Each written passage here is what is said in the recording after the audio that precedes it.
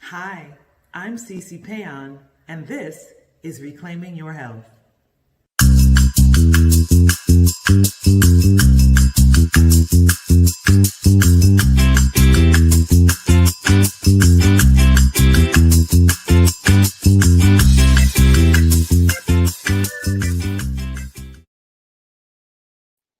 Good evening, everyone. Welcome to Reclaiming Your Health.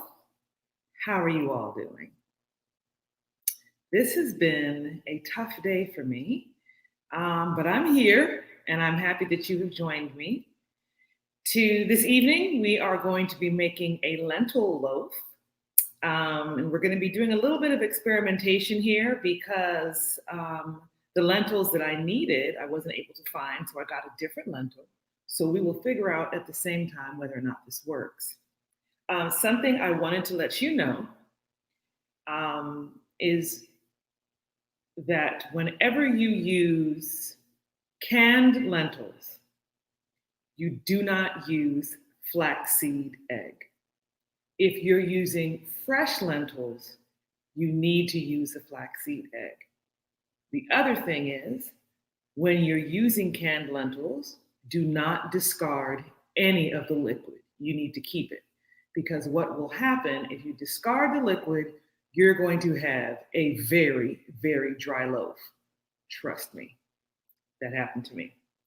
So anyway, we're going to get going because we are doing something. We've got a few different steps to do. I'm going to turn this on.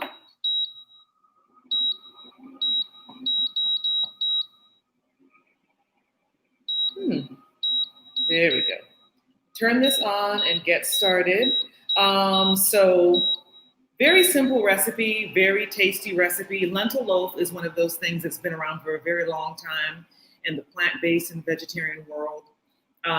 It's an easy recipe. This evening's recipe, what I love about it is something that can be adapted to a gluten-free lifestyle. If you are gluten-free, simply use gluten-free oats. So this evening we have organic black lentils, and this is in a non-BPA lining. So the bisphenol A is not in this, and we talked about that, I believe, that bisphenol A is cancer-causing properties. It's basically a plastic, and what happens over time in canned goods is it leaches into your food. So we always want to make sure that if we do use something canned, that it says non-BPA lining, and it says that right here. So this is the star of our recipe. We're also going to be using some oats and some oat flour.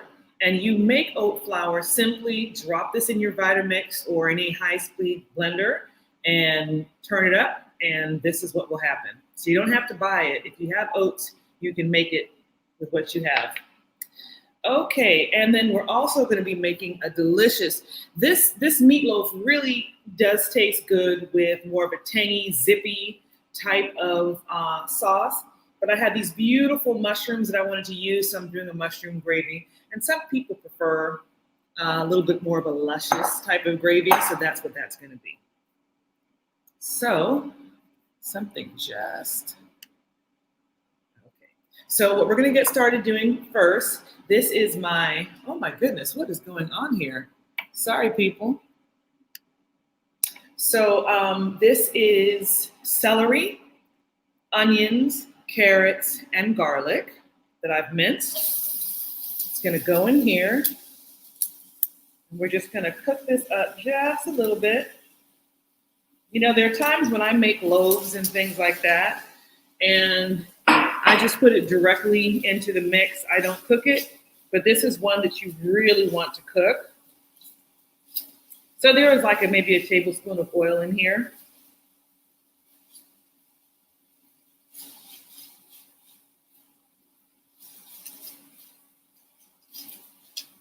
Okay, so while that cooks, you're going to see here are my lentils, and you can see the liquid in them. You can see the liquid in them. And so what I've done with my potato masher is I just want to go in there and just break up some of them. You want some texture in there, so you don't want to like make it mush, but you want to break them up just a little bit. So we've done that.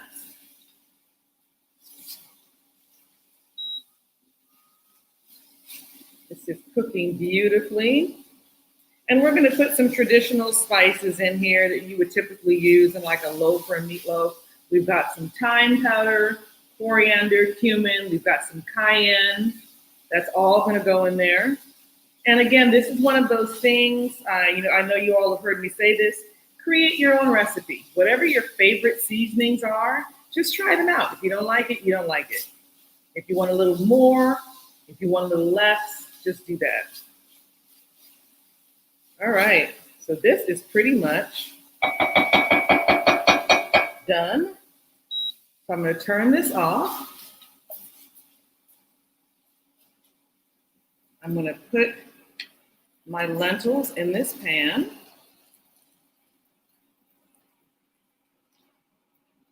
I'm going to dump my seasoning in there. There's my coriander. There's my thyme. You all have the measurements. There's my cumin, just a little bit of cayenne. Don't want to do too much. And we're going to do maybe 2 pinches of salt. I'm going to mix this all up.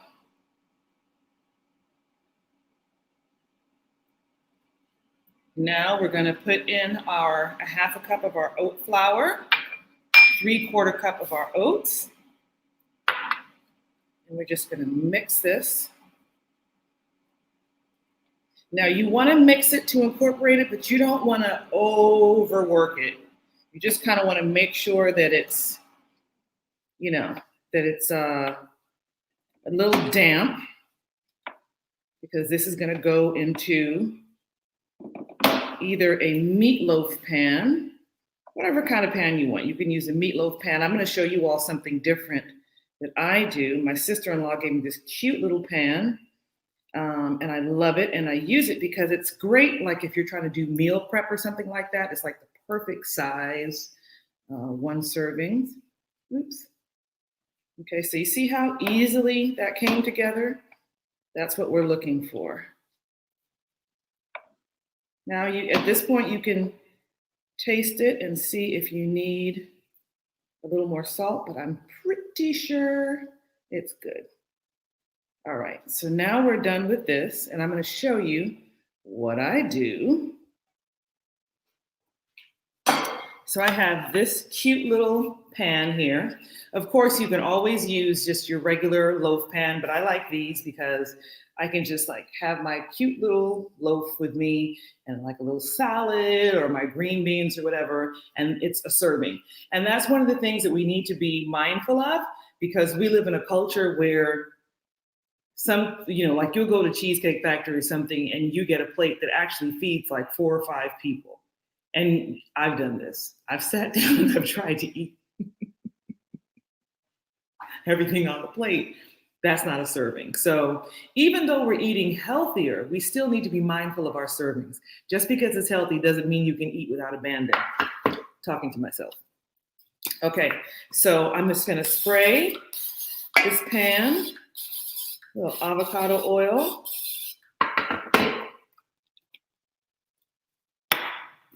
I'm going to use my little scoop so I get the same exact portions. And I'm just going to drop that in there and press it down.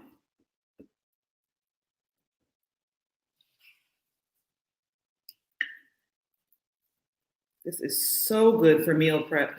And also, like if you want to bake them and then freeze them, this is a good way to do it too.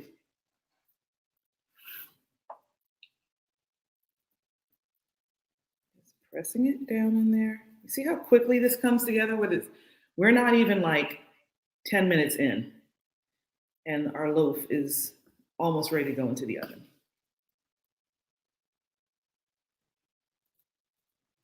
Continue to put it in there and press it down. Oops. A little bit. If you don't like getting your hands messy, you could always use a spatula or something like that.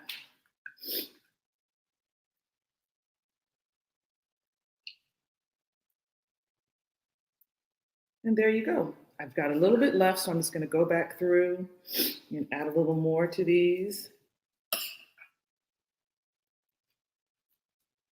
And then we're going to drop these in the oven and we're going to get to making our gravy. This smells so yum. So I use black lentils. You can use green lentils for this. I wouldn't suggest red lentils. Those cook up a bit too soft. Green lentils and black lentils still kind of maintain their texture. So those are the ones to use. Okay, so at this point, your oven is at 350 and you would bake this for 40 to 50 minutes. I'm gonna go put it in the oven and I will be right back and we'll get started on our gravy.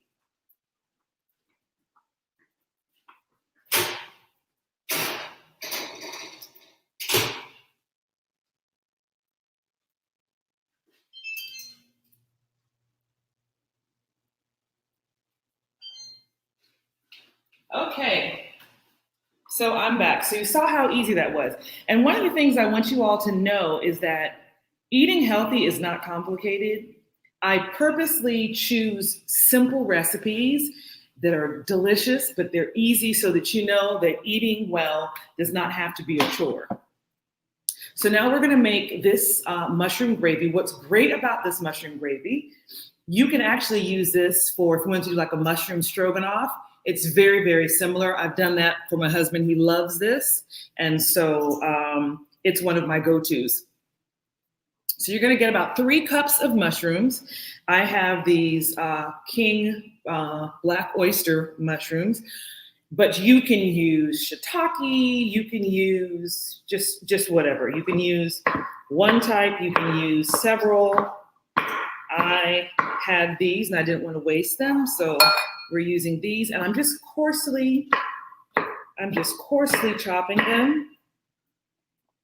Don't have to do anything because you know your mushrooms are going to shrivel up and cook down.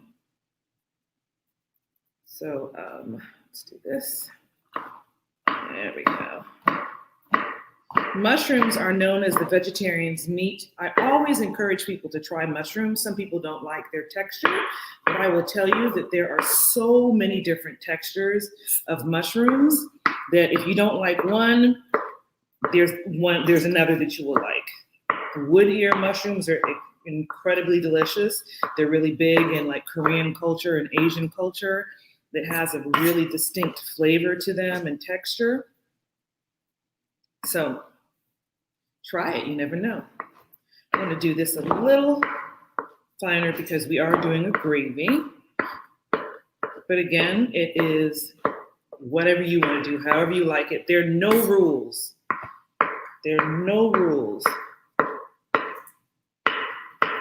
Okay. All righty. So now we're gonna turn this on.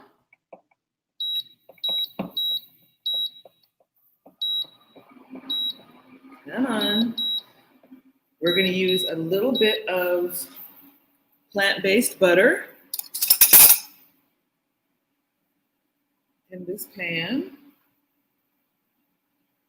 That's about a tablespoon.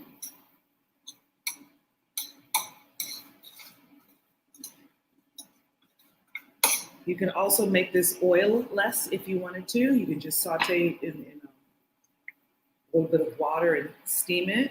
So I'm going to add to this some onions. This is about 2 tablespoons of onions are going to go in there.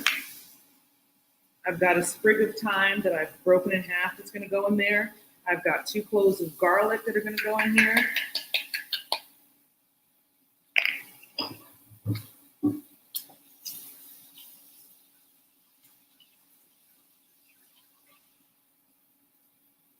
I love this little induction stove. It cooks so quickly. Okay. Now I'm going to take these mushrooms,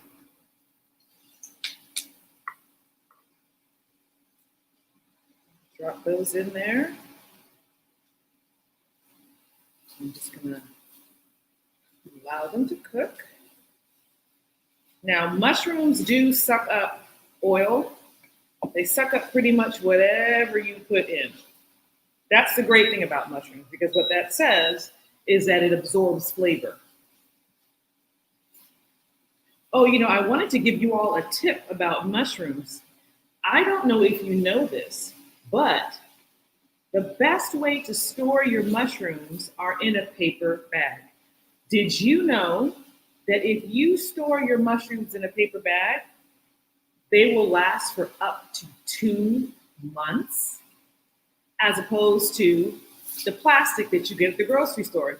When they're in paper, they have the ability, they're able to breathe. When they are in plastic, it suffocates the mushrooms and it causes them to give off moisture, and they spoil. So whenever I come home with my mushrooms, the first thing I do is I take them out of that plastic and I put them in a paper bag, and they literally last. I mean, I've had some mushrooms for over a month, and they didn't smell, they weren't slimy, nothing. Okay, so you see how quickly that has cooked down? Now, depending if you like your mushrooms with texture, I talk about that a lot, you can stop here, or if you want to cook them down a little more, you can. I like mine with a little texture. I'm going to do a little sprinkle of salt here, just a little bit.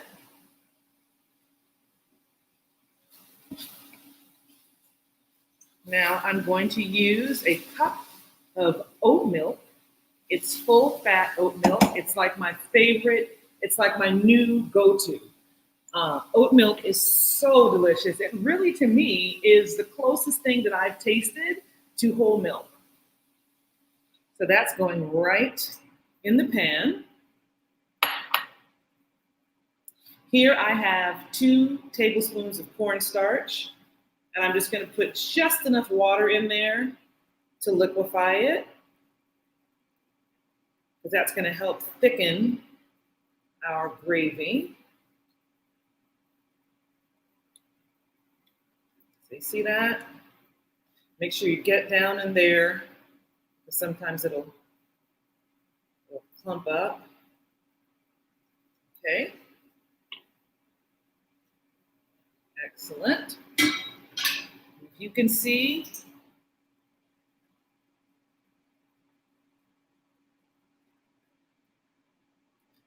it is bubbling. It's already bubbling. You could use a little more, you could use a little less, depending how much gravy you like. Now, here's one of my favorite things to do when I cook mushrooms. I always use nutmeg. And let me give you a hint. If you really want to take your things to the next level, I literally get whole nutmeg. I don't buy ground nutmeg. And I go right over the top and I grate it. I think things that are creamy taste so good with nutmeg. Oops. Oh, don't do that. Don't do that.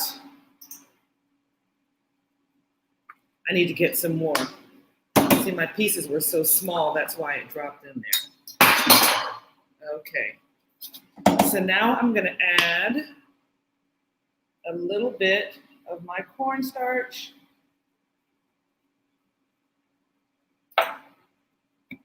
And it's thickening up already. If you find that you've used too much, just add a little more liquid to it.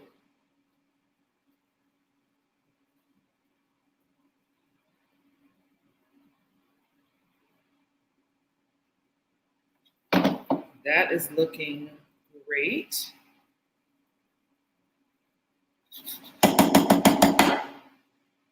That is looking splendid. I'm making a mess in here today. Okay, so if you can see, this is really thickened up. So it's not a runny gravy. This is the kind of gravy that's going to cling to that loaf when it's done.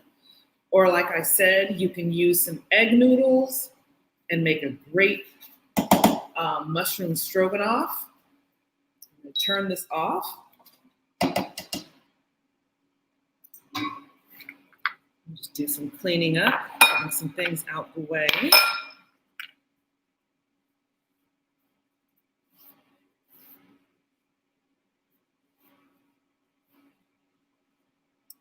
And when all is said and done, this is what you have. So this amount, I would say if you are cooking for a family of 4, I would double this recipe. Interestingly enough, when I've made this recipe, I have had to kind of stuff my loaf pan because it didn't fill the whole pan. So double your recipe when you make this. If you want to have a nice full loaf, double it. This is what it's going to look like when it's done. And so I have this mushroom gravy, or if you're somebody who likes things that are just a little bit more zippy, let me just taste this and make sure this is good. That's good. That's good. You can taste the thyme in it. So it kind of has this earthy floral to it. It's nice and creamy. The nutmeg just adds a whole nother flavor profile to it. Yummy. But I was saying, if you prefer tomato, I have made a gravy that you can use. I use tomato sauce. I don't use ketchup. A lot of times they suggest that you use ketchup. I don't like to use ketchup because it's full of corn syrup and it's full of salt. So I use just regular tomato sauce. I'll add a touch of apple cider vinegar, maybe some agave to give it some sweetness, some cumin, and then you've got a lovely sauce that you can actually put on the loaf before you bake it. Keep a little extra and you can spoon it on as well. But tonight, we are doing our mushroom gravy. Let me get this thyme out of the way. It's one of my husband's greatest pet peeves that I leave my thyme stems in there. But I feel like, did you really use thyme if you can't find it, if you don't see it in there? No, you didn't. So this is going to go right down the center. Ooh, that looks good. And people, this literally about 35 minutes. Now, mind you, it has to bake for about 40 minutes, but the preparation took about 30 minutes. That looks so yummy. And I've got some parsley this time. And I'm just gonna drop the parsley on top because we want it to taste good and we want it to look good as well. Look at that. Lentil loaf with mushroom gravy. 25 minutes. Good stuff. Heart healthy. It's filling. Remember, you can make this gluten-free if you like. Simply use gluten-free oats. Play around. This has celery, this has garlic, it has onions, it has carrots in it. You can, thank you, Melissa. You can add bell peppers to this if you want to. You can just really go for it. You can use all kinds of seasonings. The Ras El Hanout that I introduced you all the other day too, that's the North African spice. This would be a great application for it. Again, this sauce can be used over egg noodles. When I was growing up, there's something we used to eat a lot called chicken a la king. You could also use this same base and put pieces of vegetarian chicken in there and make your chicken a la king. It's just a really adaptable recipe, and it's super easy to make. You can make a meatloaf sandwich with this. You don't have to eat it like this. You can go in a sandwich, put some veggies on your toasted bun. You've got this, you've got lettuce, you've got a piece of cheese, and it's totally satisfying. These refrigerate and freeze wonderfully. You really can't go wrong with it, and it's super inexpensive. This can of lentils was like $2.50. Um, I used maybe probably the most expensive part of this dish was the mushrooms, but I would say that you can feed a family of four for under $10, and it's heart healthy. So this is what you want to do. So thank you all for joining me. I want to let you know that we will not be on live next week because next week is Election Tuesday. And I know, although I would love to see you all, I'm sure that you've got other things to do rather than look at me cook something. So I'll miss seeing you next week, but we will replay something. We haven't decided yet. So you will see me the following week, which will be November the 10th. So thank you for joining me tonight. Have a wonderful week, and I'll see you on the 10th. Remember to vote, vote, vote, vote. Many people died so you could have that right. Whoever you are, what color you are.